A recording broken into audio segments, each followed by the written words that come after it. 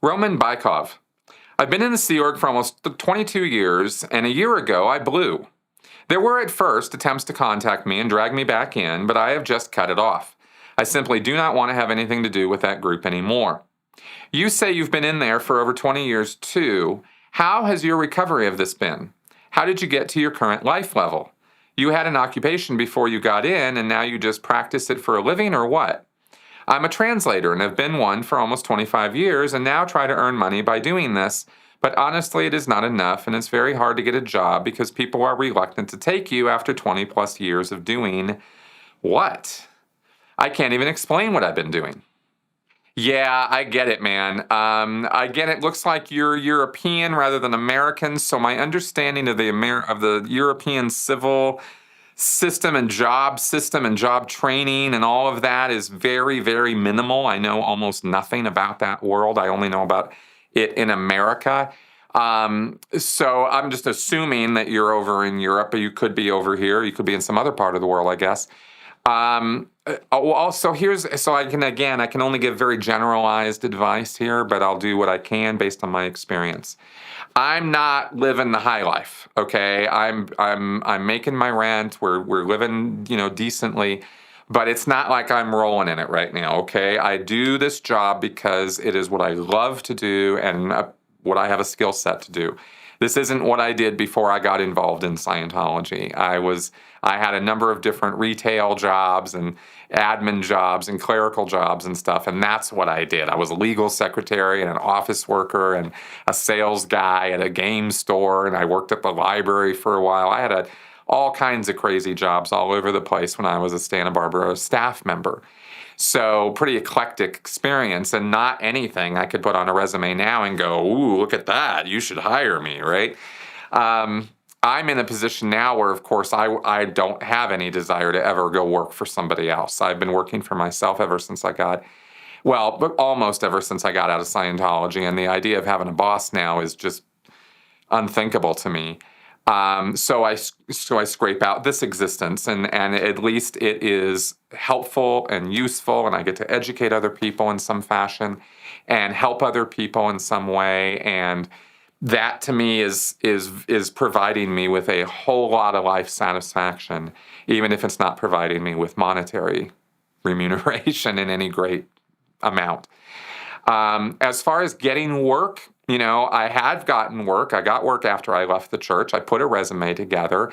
You have to translate the experience, man. You got to work it out so that the things that you did when you were in the church, they all translate to real world experience. And in fact, some of it can translate really big time. I have another Scientology ex-Sea Org friend who got out, who has been connected up with people who are translating her Sea Org executive and work time into degree credits for her to actually be able to move forward with a degree, a professional business degree. And so you can actually translate the experience quite effectively in some ways. I'm pretty sure I'd be able to pull that off too. If I tried, but I'm not interested in corporate work at this point.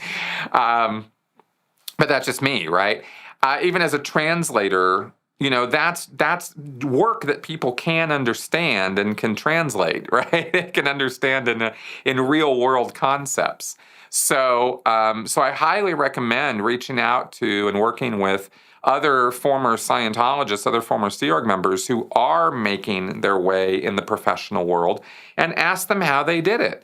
Often they were struggling at the beginning, right? I mean, there's a guy named Mike Laws who's down in Texas, friend of mine, built his own company from nothing. And for a while, he was really scraping, eating out of cans. And I mean, it was bad for a while. This was years and years ago. And he's built up an amazing company since then. And Karen De La Carriere is out in LA. She sells paintings. She's made a tremendous life for herself doing that, and of course works with her husband, Jeffrey Augustine, and they do fine, right? And she's ex-Sea Org. She was a Class 12 auditor in CS. I mean, if you talk about a skill set that doesn't look like it translates in any way into the real world, yet she made that transition and she's doing well. Lots of ex-Sea Org members actually do pick up the ball, and that what they do have working for them is their work ethic, at least at the beginning, and that overcomes a lot of barriers. Oh, and one other thing I do want to add on this real fast is that don't be bashful about saying that you were in Scientology, worked for the Church of Scientology, whatever.